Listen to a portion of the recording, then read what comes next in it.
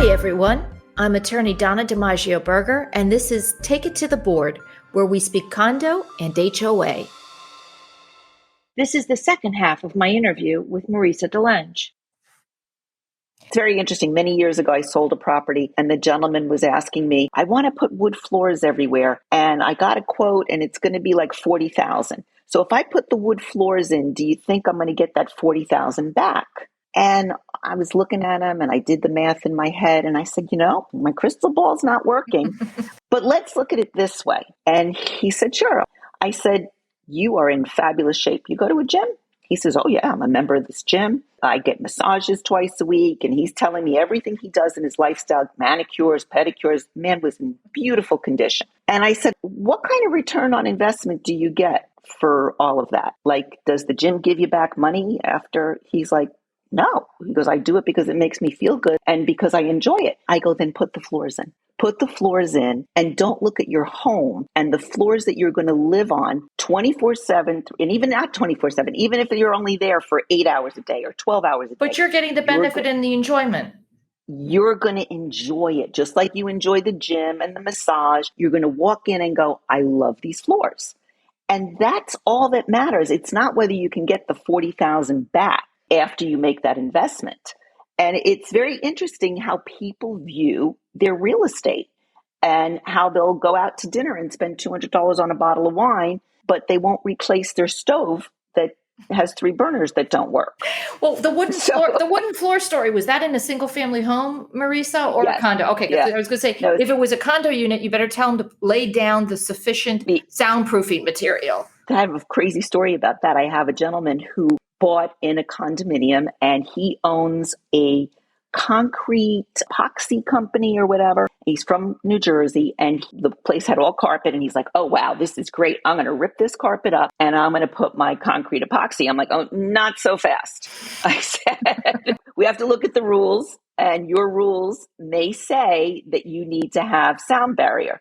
And if you do, he's like, oh, I got that taken care of. There's an epoxy that has a sound barrier in it. And I go, okay, just as long as you know, you're going to have to provide documentation that there is a sound barrier, assuming that the rules say that. I don't know what these rules are, but it's just little things like that. Well, it's people accurate. Have no concept. Absolutely. It's accurate information, gets these purchasers off on the right foot. I mean, I will tell you, I was at a board meeting years ago and was talking about collections. And it happened to be a Florida licensed realtor. Marisa stood up and she said, but the association cannot foreclose because this is our homesteaded unit. And I said, that's not correct information. Bank and the association both can foreclose, regardless if you have homestead status on the property. She was flummoxed, but guess what? All the people around her that she had told, don't worry, the association cannot foreclose on you, were also befuddled by that bit of information. And but for that coming up the night of the meeting, these people were operating in the dark, basically thinking like, if I can miss a few months of paying my assessments, what's the worst they're going to do to me? Well, the worst is you could lose your home. So This is why accurate information is so critical. It really is. And it's critical that buyers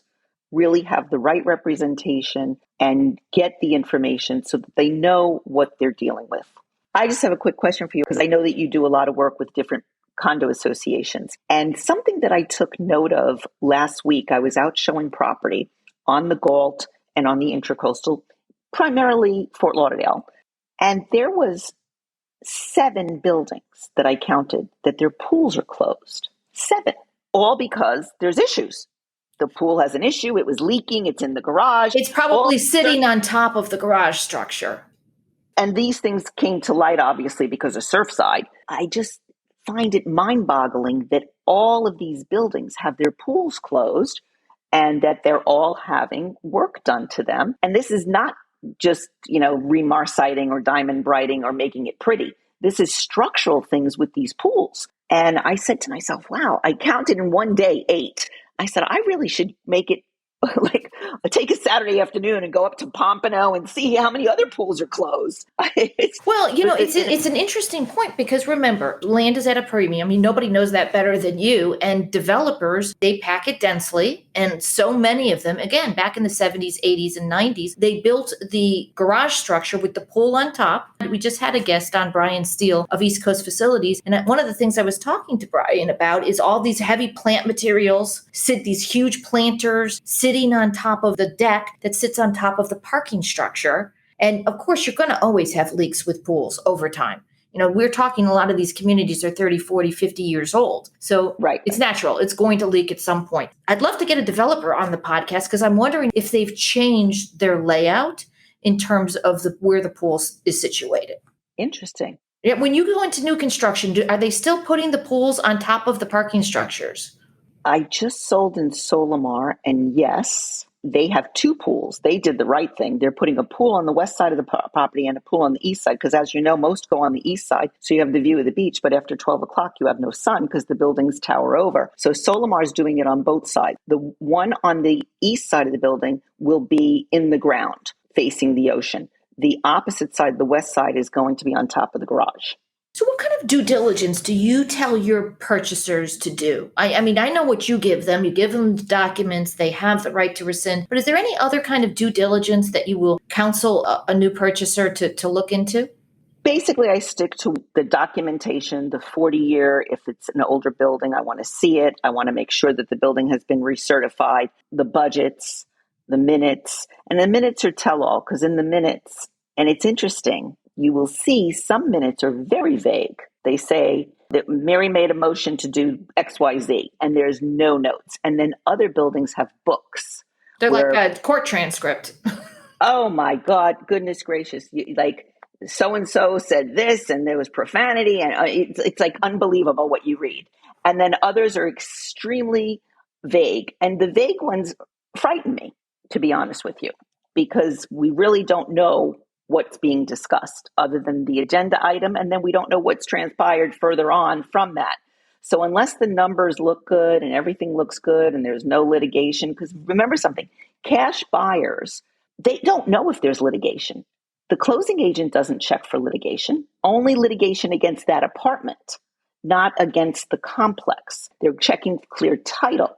If you're a cash buyer, you may have no knowledge that the association is being sued and that you can't get financing in there because of the lawsuit. Well, now in Florida, the frequently asked question sheet that condo owners, purchasers are entitled to see should disclose any litigation against the association for $100,000 or more. But I agree with you. Look, if you really want to do your due diligence, you'll do a civil court docket search, and you'll see how often the association has sued people and how often the association has been sued. And this is also really where far too few potential purchasers actually use an attorney, a real estate attorney, to help. This is one of the biggest purchases they'll ever make in their lifetime. Like you said, sometimes they're not using their own broker and they're not using a real estate attorney to help them with the closing. But if you are using a real estate attorney, that's some of the due diligence that attorney could assist you with. Yes, but I will be really honest with you. I sell New York City and I've sold Florida for 30 years, New York City, 7 years. New York City attorneys take care of everything. They get the documents. They review the documents. They talk directly to the purchaser about what they're buying, what the highlights are, what the budget looks like. Florida, they don't get that involved. Yeah. Florida, even the attorneys that do a fantastic, fantastic job. Like, for example, if a unit is completely renovated and gorgeous, nothing's going to come up whether those permits were pulled or not.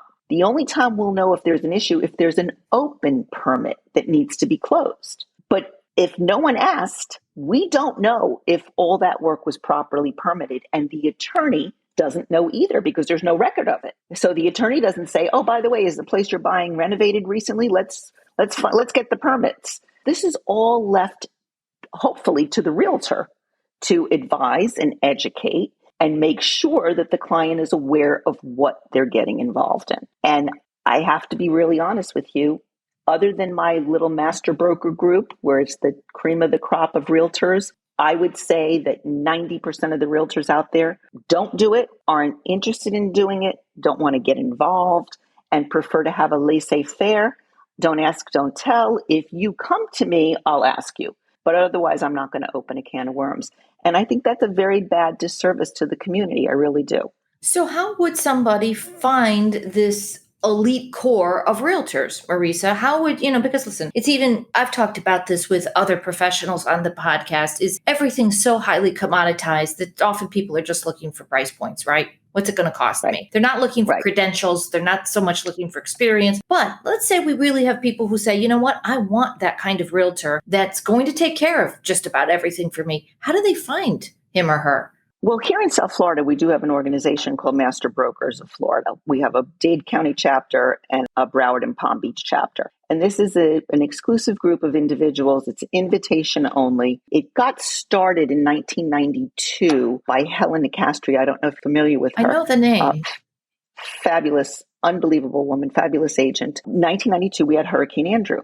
And when the hurricane hit, everybody was out of business, obviously. Primarily, she lives in Dade County, and she started this in Dade County. Nobody had phones, nobody had internet, nobody could do anything because it was disaster times. So she got on the phone and started reaching out to the realtors that she knew. And she's like, how are we going to help these people? How are we going to do what we need to do as professionals? And what she did is she crossed every boundary, because typically realtors are very competitive. And she not only reached out to her competitors, but other companies, and brought that group together, the cream of the crop of realtors in Miami. And they came together and helped not only the community, but helped organize things so that homes could go on the market, to figure out how we sell homes that were devastated by damage, helping with insurance claims. And they all got together. And at the time, there was like 15 or 20 of them. And then it expanded as they started talking to other professionals. And in 2004, they brought it to Broward County. And then we brought it to Palm Beach. Broward County brought the chapter to Palm Beach County in 2000, I want to say 7. And then the market went, and so Palm Beach never really got fully established the way Broward and Dade is. I think right now we have 180 members in Broward and like 240 in Dade. And these are the top movers and shakers that, above all, not only are they skilled and they do a lot of business, but they have a real desire to make sure that their consumers are making the appropriate choice for them. And all different companies. These people are all so it was all different companies. Actually, it's working together that strengthened all of you. Exactly. It's all different companies. And it's funny because we all laugh, especially when we have our meetings. We go, oh, well, we're competitors. But the truth is, since this got started, we call each other for help. Have you had this? What do you think about that? What's going on? So we're no longer necessarily relying on the office manager or maybe the broker of the company that you're working with, but we're relying on each other based on experience, because we're on the ground. We're hitting the pavement. As an attorney, you have the good fortune of having case law. You can go and research it. We don't have that in real estate. So we call the expert of the building. Hey, you've sold 1 million of those units. Tell me about what's going on in there. And that's how we try to collaborate and help each other. Well, that certainly sounds smart. So I imagine for most realtors, the most nerve-wracking part of the process is waiting to see if your applicant's going to be approved, right? You've put in all this time, you've matched up the right person with the right property, they've submitted their application, and now you're waiting to see if he or she is going to be approved. I've drafted a lot of amendments that create a framework for denial if denial is warranted. I call it a denial for good cause. So it may be that the applicant has a felony conviction history. Maybe they've created a nuisance in other communities. Maybe they don't meet the financial requirements of the association. Well, tell me about your experience dealing with the waiting period to see if your applicant's approved. I have been extraordinarily fortunate. I have, in my 30 years of doing this, I have only had 3 people denied. Wow, that is a good record. But I also do the education process. Like recently, I had a couple that was from New York, and they were asking me, is it like the co-ops in New York that they can deny you because, for any reason? And I'm like, no, it's a little bit easier here, but they do look carefully at criminal history. And depending on the board and depending on their rules, they can deny you. He's like, well, what about a DUI? I'm like, well, yeah, DUI probably not. But if the DUI is also inclusive of some radical behavior or being intolerable, the condominium associations are going to be concerned if you can be loud and out of control. So I wouldn't say that you'd get denied on that, but if you have any criminal history, I'm not asking you to share it with me. Just understand there's a potential that you could get denied. You could also get denied based on your credit. If your credit is not good enough, the association has cause for concern, because you're going to be maintaining that property through monthly assessments. And if you have a history of not paying your bills, oh, but I'm paying cash. No, that's even scarier to them that you're paying cash, because now they want to know what happens to them. Are you going to just say, hey, I paid cash and I'm not going to pay my monthly assessments? So that's something. But usually I have that conversation with them. 3 times I had denial. I had a denial for under the credit requirement. Before we started looking, he told me his credit score was 700, even though he was a cash buyer, because I educated him that, some associations have credit score requirements. He even showed me on his app that he had a 700 score. When we applied and they pulled his credit, it came in at 680. So they denied him. So then I got in touch with the president, went through the whole process with him, showed his tax returns. He makes $400,000 a year. The real issue was he had medical expenses that his insurance company was delaying payment, and that's what caused the credit score to fluctuate. But it was already on his report, that the 700 report. It's just different agencies and different sources pull differently. I'm not a huge fan of using credit scores as a basis for denying an application, because I'll tell my boards often, if you ran credit reports on long-term owners in this building, chances are, depending on what's happened to them over the years, they may still be, in good standing in terms of paying their regular maintenance, but their credit could be horrible depending on what's happened to them over the years. So, on the one hand, you're relying on that to screen a potential purchaser, and I understand why. You don't want to have people come in and immediately fall into a delinquent status. But if you rely on that alone in a vacuum, again, if you ran credit reports on many of the owners, the long-term owners, you may be shocked to find out what their credit scores are. That's a really good way of looking at it. This board, though, was extraordinarily willing to listen. And my client wanted the unit. And I said, what if he paid you a year in advance? And let's put that money aside. Not that he's going to pay you a year in advance and not owe you for a year. He'll start paying when he moves in, but you have a year in advance. And at the end of the year, if he does his due diligence and everything's hunky-dory, then you can apply that to year 2. And they were thrilled. They were like, oh, no one ever recommended that. And I'm like, but he was paying cash for the unit, which is crazy to me, because that means he has equity. So if he stopped, even if he had a low credit score, if there's complete equity in the unit, the association could foreclose and not come out of pocket. So I like your creative approach to overcoming a potential denial.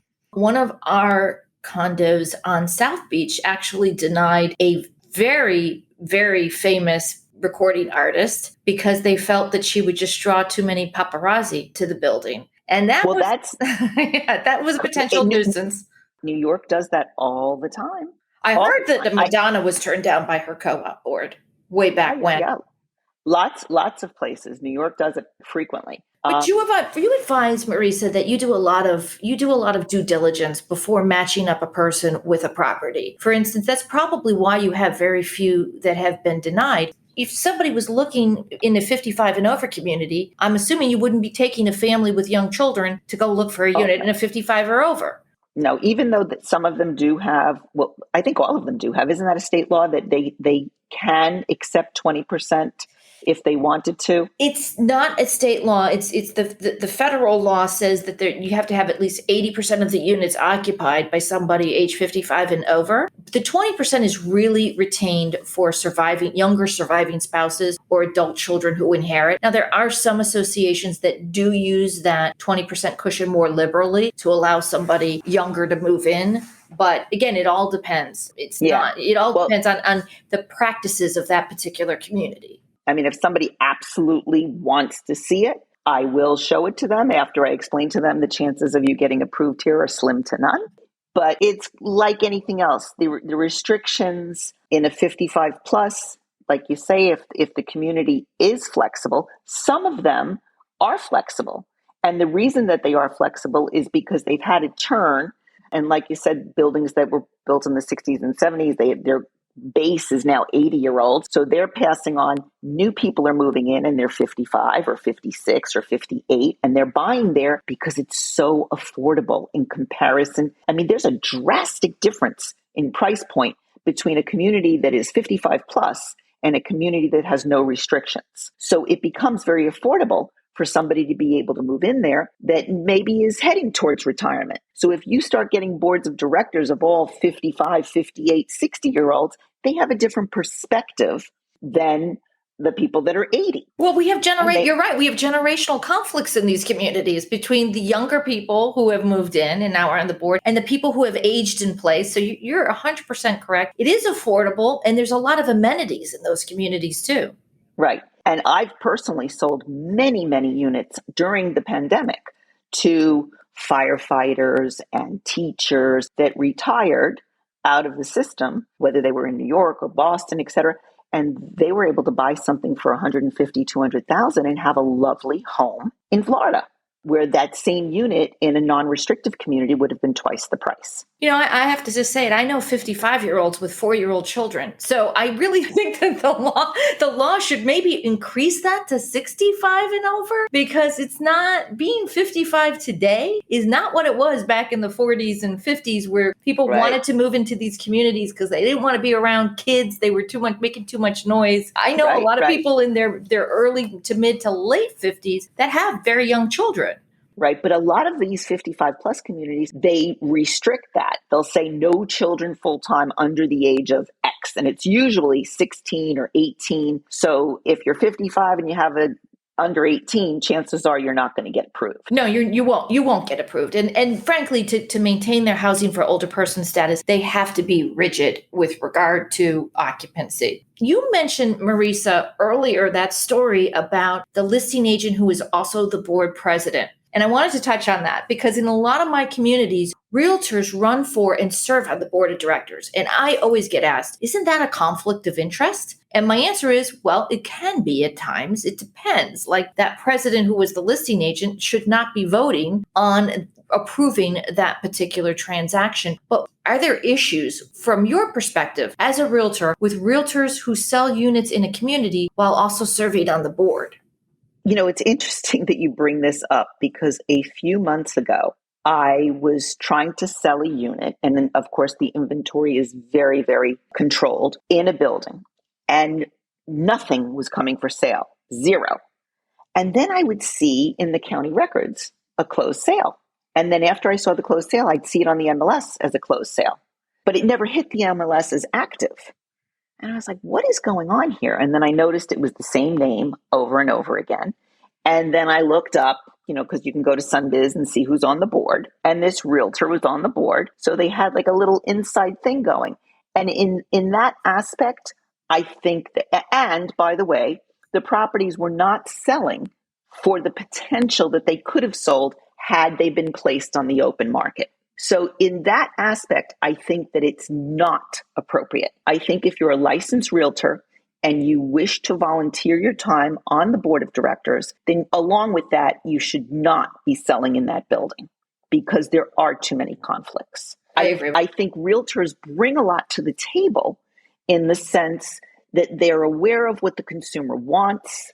They can guide the board. We know when people walk into the building and they see the hallways dated, the difference between what someone's willing to say and do when they walk in and their impression is wow versus, oh my God, when's the last time they did anything here? And those buildings, surprisingly, the ones that have the terrible hallways, those are usually the best maintained. Those are the buildings that have the roof done, the elevators done, all the cooling towers are new, but they never fix their common area. But you just hit on it. You really just hit on such an important point, which is I have rarely come across an association that has an unlimited budget, but so many people have spent the budget on aesthetics over safety.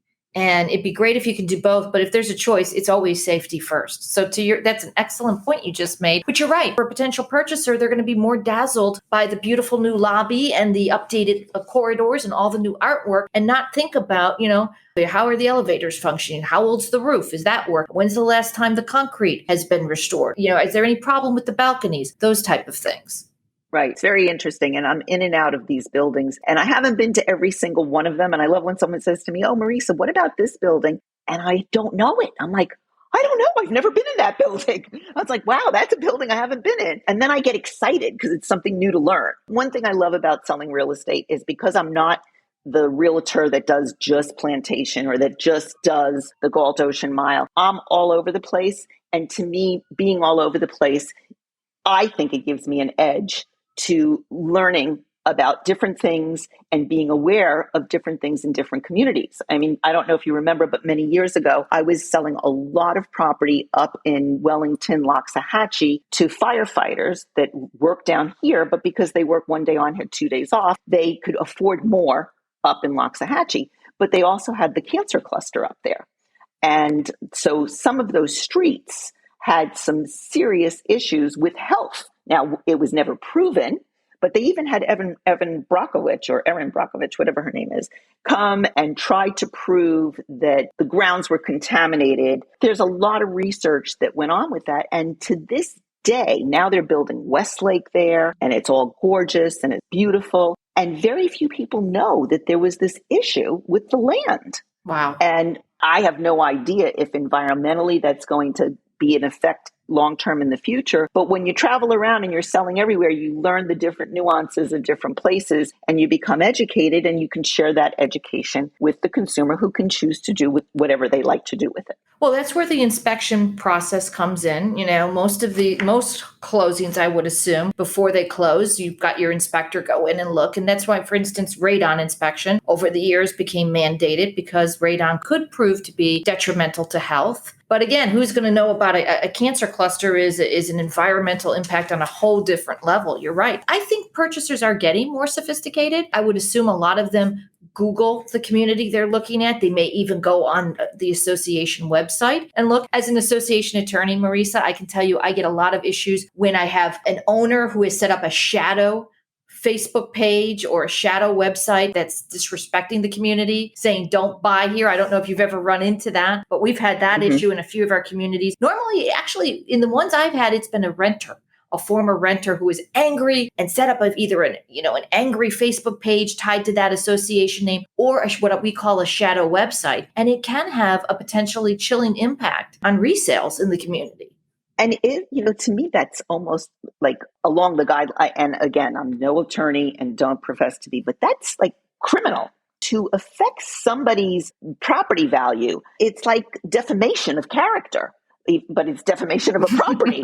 I mean, is there anything that can be done? Is there a way they can determine who these people are that do these sorts of things and have a way to stop that from occurring? I mean, to me, there are legal, it's like no judge. Yeah, there are legal options. But again, what I like to tell my clients, and it would be civil, there are some civil potential actions, but I like to tell clients is drown that out with your own website, drown that out with your own Facebook presence, where people know what's the official channel. But I have had to write to some of these people who have set up these shadow sites and say, particularly if they're using the name and the logo, this is why it's important for associations, in my opinion, to trademark their names and logos. That gives you a little more ammunition to go after people who are setting up these kind of sites which are disparaging and which can have an impact. So for most communities, and I don't know why more developers don't do this, they do have a name and a logo that is capable of being trademarked. Yeah, we recently saw that in the minutes to one of the buildings that I was selling something in, and there was a whole thing about somebody made up this phony name. The board said in the minutes, we've researched all the deeds, we've researched everything, we do not have in the building. And this guy wrote this whole crazy story, and I'm like, oh my God. It happens. Who has time? It happens. There are people that have a lot of time on their hands, Marisa. So that was my first experience with that. So it's funny that you brought it up, and that wasn't too long ago. So I won't keep you much longer. I promise. There's just a few more I want to ask you. I wanted to ask you about the pandemic, because you have referenced how many sales you closed during the pandemic. And I know at the outset, there was a lot of fear that the pandemic was going to have a very negative impact on the real estate industry because frankly, during the, pre-vaccine days and during the shutdowns, they'll shut off access to guests. There were no more open houses. There were no more in-person showings. Everybody kind of pivoted to virtual showings, but it sounds like the reverse happened, that a lot of real estate changed hands during the pandemic. What was your experience? Okay, so I think we locked down I personally locked down on St. Patty's Day. I was in the middle of working with 3 relocation customers that had to be here and in-house here by June 1st. So naturally, they were in a major meltdown panic. I did work probably 10 days out. I think I stayed home for 10 days. And then they were hysterical and they basically said, if you're not coming, we're going to find somebody who is. And they were looking at single family. And as long as we had permission from the owner, we masked up, booties, gloves. I would go. I had my sanitizer, my Lysol. I would go open the door to the house, spray the house, turn on all the lights, wipe the switches down, and then have the buyer go in. And then the buyer would go in. I'd tell them, don't touch anything. Don't open a cabinet, nothing. And when they left, then I went back in and closed everything. So basically they were showing themselves the house, of course, with the seller's permission and the listing agent's permission. So I was not slow at all during the quote unquote lockdown. In fact, during that period of time, I had 2 people that decided they wanted to sell. And I did virtual showings and had Matterport does a wonderful walkthrough of a house where you can actually stand in the room and turn around. It's great technology, and sold the houses primarily to people that were in states that were closed. So the phone would not stop ringing because everybody wanted to leave places that primarily big cities. So if you were living in the city and you didn't have a backyard and you were locked in, and you had children, it was like, I got to get out of here. So you went wherever you could go. And Florida, because it was still winter, was a big, big draw. And price-wise as well. Yes, if you're extraordinarily wealthy, you went to the Hamptons or you went up to Westchester from Manhattan. And a lot of those people stayed put, right? A lot of them did not return to the city. Right, correct. But now I understand. I have not been to New York since the pandemic. I understand from everyone that lives in my old building that the city is up and running. It's scary from a safety perspective, but a lot of people are back. I was just up in our New York office for 10 days, and my son's up in New York, so I really enjoyed being up there. I know that when he was looking for a unit, it was all virtual. Are you still doing virtual showings, even though now everything's open and you can do it if you kind of jettison the virtual showings? We are doing virtual for people. See, I have a lot of clients right now that are out of state. And because the market is still moving very swiftly, they can't get here in time to see the house. So for those people, it's a virtual showing. Me personally, if it's my listing, I do not like at this point in the market to accept an offer from a virtual showing because during the pandemic, I had 2 or 3 cancellations. Even though they were the best bid, they were the highest price, they were cash. When they actually got here, they found something that they didn't like. Whether it was the community, in one case, it was the house next door. Somebody didn't like the paint colors in the house. They looked different on the virtual and it was going to cost them $20,000 to paint the house. And people have all different kinds of reasons, but we stopped accepting now that things are back to, open. We stopped accepting offers on our listings and we tell the seller, we don't recommend that unless it's phenomenal. If they make an offer with no contingencies where they can't back out, their money's hard, then that's a different ballgame. But if they have a contingency period, we're finding that a lot of those deals don't go through. And that's another thing that you'll see when you look at the Association of Realtors statistics. They'll go, oh, wow, houses are coming back on the market. And they make it sound like the market is shifting. It's not. It's they accepted a virtual offer and that for whatever reason, those people have backed out. And now it's back on the market. Because most of the time you'll see that back on the market within the first 2 weeks. And that's directly due to either a virtual showing or inspections. Are we still seeing, Marisa, that properties are selling within days? Property, if you look at the statistics, I just looked at the statistics yesterday. May's not out yet. That'll come out June 21st. But all of the statistics for April, the median sale price in Broward County for a single family home is up to $560,000. The list to sale number is 108%. Days on the market, 14. Impossible. So let me explain to you why that says that. And I'm guilty of it as well. Because when you get 32 offers on a house, you have to vet every single offer. You have to read it carefully because you're going to present it now to the seller. You have to speak with the lender because the pre-approval might not be worth the paper it's written on. You have to verify proof of funds. And sometimes you can't get all those answers in one day. So on days where I have multiple offers, it will take me 4 or 5 days to vet those offers and then sit down with the seller and say, here's the top 3. You can go through all of these. I've already done that due diligence for you. Here's the top 3 that I think that we should look at carefully. So by the time I twist and turn, it's 10 days or 14 days when we're fully executed and the money goes hard. So it looks like it took that long, but it's really day one. I stopped showing after I got 32 offers. The first day. Yeah, Wow. The first day. It's the first day. And it's still first day. Unless you are ridiculously overpriced, it's one day. That's it. And they're still lining up. I thought it would change a little bit with interest rates climbing, but we're not seeing that. Although I will say this, the stock market has been a little cuckoo the last 2 days, and my phone is not ringing consistently all day long. It's only been 2 days, Marisa. Well, I think people are looking at the stock market going, oh, it's only been 2 days. Is the stock market indicative of what's going to happen to the real estate market? And again, I just don't see it happening. I see Florida. Years ago when we had the crash, people were getting money for free. They were going into LIBOR loans. They had no skin in the game, 100% financing. You had waitresses that were, saying stated income. Anybody that's buying today is really vetted from a lending perspective. And can afford many the of them are properties. cash.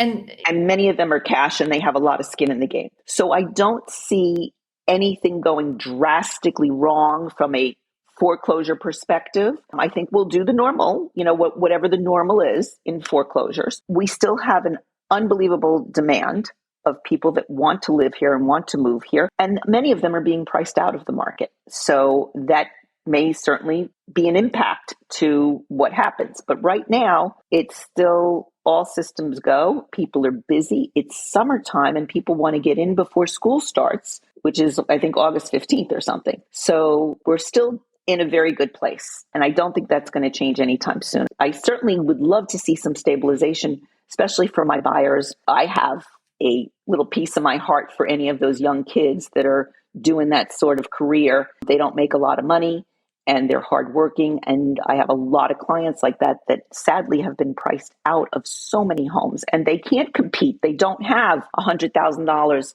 sitting to overbid. So I'd like to see some stabilization so that we can get those people, as you mentioned earlier, those service industry people situated and put in homes and they can live the American dream. And that's what it's all about. It's crucial. Marisa, I want to thank you so much for the generous amount of time you've spent. I will tell you lastly that when I ride my bike in the neighborhood, go past your old house, it's still the DiLenge house. Okay. I don't even know who lives there now, but it'll always be the DiLenge house. It's funny that you say that. When we moved in, everyone, I forget who the previous owner was, Burgess. And they go, oh, you're in the Burgess house.